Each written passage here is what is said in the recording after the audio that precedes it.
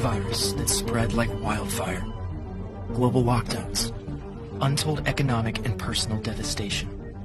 This is the familiar story of COVID-19, but it isn't the only story.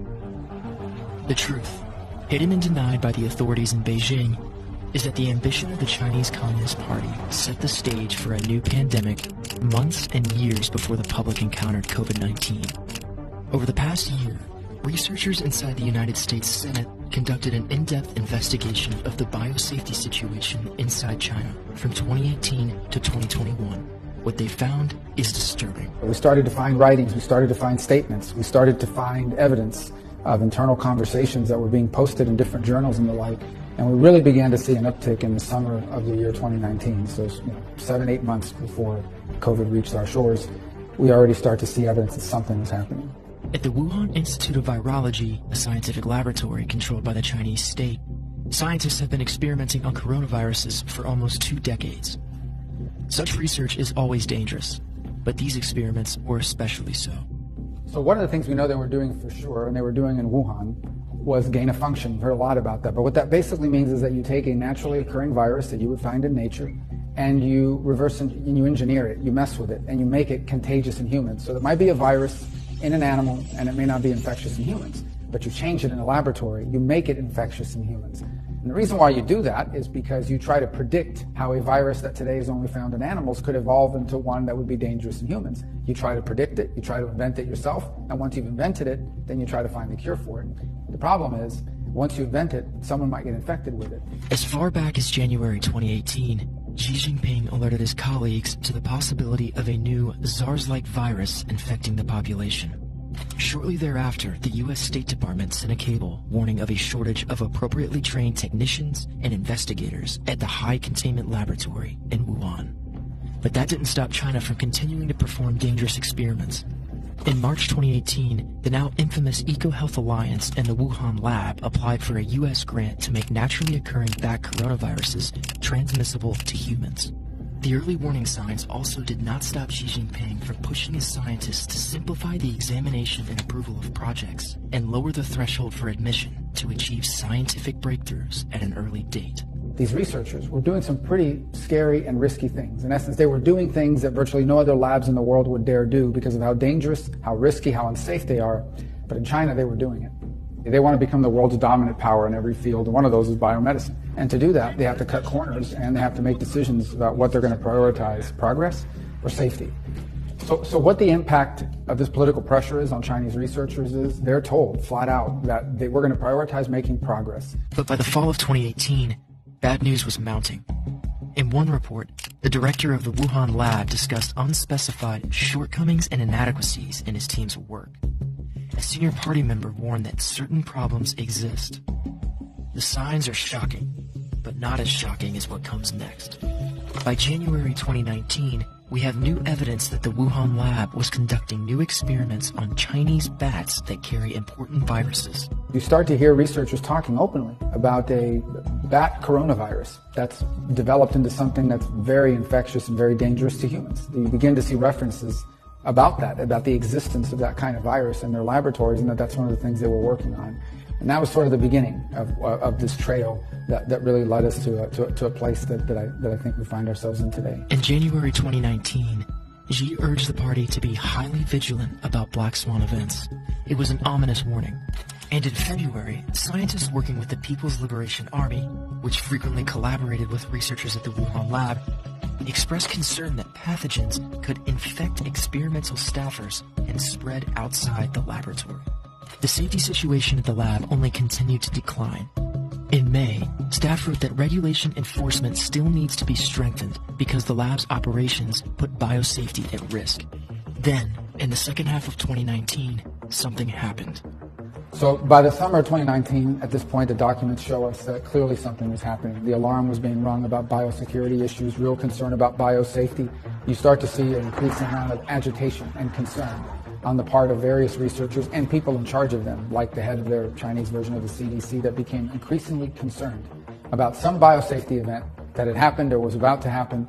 And we'll never know exactly for sure what it was that was happening in the summer of 2019, but it's another piece of that circumstantial evidence that starts to fill out the puzzle. In July, Xi Jinping tasked his rubber-stamped legislature with drafting a biosecurity law. Shortly afterward, the Wuhan lab requested a major maintenance and renovation project, the fourth in 1 year, in a facility less than 2 years old. Clearly, something wasn't right. By August, 2 senior scientists in China cautioned against potential pandemic pathogens that could unintentionally leak from a laboratory accident, while the leading biosafety expert at China's CDC wrote that more biosafety laws are urgently needed. That same month, local governments around China held infectious disease drills to simulate the explosive mass outbreak of a disease of unknown origin. The most ominous rehearsal came on September 18th. That drill, conducted in conjunction with the Wuhan lab, was in explicit preparation for the outbreak of a novel coronavirus. It was ordered just days after the lab increased physical security and shut down its online virus database in the middle of the night. At about the same time as the CCP placed the Chinese Academy of Sciences, the Wuhan lab's parent organization, under a political investigation that would last 2 months. As early as October, a senior Chinese official noted that the biosecurity situation in our country is grim, and rumors began circulating among government insiders that a dangerous new virus was on the loose in Wuhan. On November 12, party officials released an internal report on the situation inside Wuhan, implying that multiple biosafety incidents had already occurred.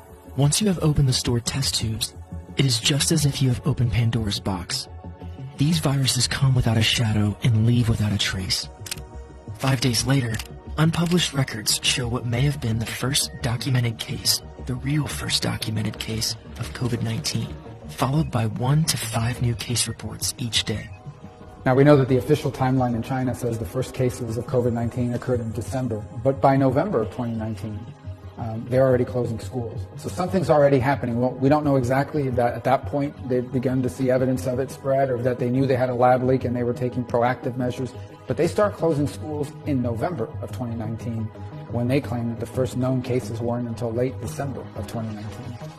As the disease spread, it was only a matter of time before the news of the outbreak came out. The moment came on December 30th, when rebellious Chinese doctors blew the whistle on their own government. Shortly after, the CCP finally admitted to the truth, but only part of the truth. 2 years later, China still refuses to reveal what really happened. The Chinese Communist Party is very sensitive to their global image. The idea that their experimentation led to the creation of a virus that has basically turned the world upside down is something they'll never be able to admit. It could threaten their hold on power internally, but it would most certainly change the world's perception towards them. So I believe there is no limits to what they are willing to do to make sure that the full story is never known. What is the true nature and origin of COVID-19? In the past 3 years, the world has suffered over 6 million deaths and over $11 trillion in economic losses related to COVID-19. We've been told that this catastrophe was an act of nature, but Chinese documents tell another story. They tell a story of reckless, power-hungry leaders who encouraged risky research in an environment that was clearly unsafe. And they tell a story of a government cover-up orchestrated to hide the possibility that COVID-19 was not naturally occurring at all, but the product of gain-of-function research in the Wuhan lab. So I'm not sure we'll ever know the entire story, but I think now we have enough pieces put together to really change the entire narrative. Whereas some were now saying in the past that the fact that it might have been naturally occurring was 50% likely and the lab leak was another 50%. I think this additional circumstantial evidence that's been gathered, which is pretty compelling and which has never been seen before, weigh heavily those odds towards something bad happened in one of these laboratories. It infected someone, they took it out into the general population, and they changed the course of history. Hopefully people will take this work and build upon it, but I do believe that these are troubling revelations. The world deserves to know the real origin of the disease that has caused so much suffering. The Chinese Communist Party must be held accountable for its lies, and we must never stop trying to uncover the truth.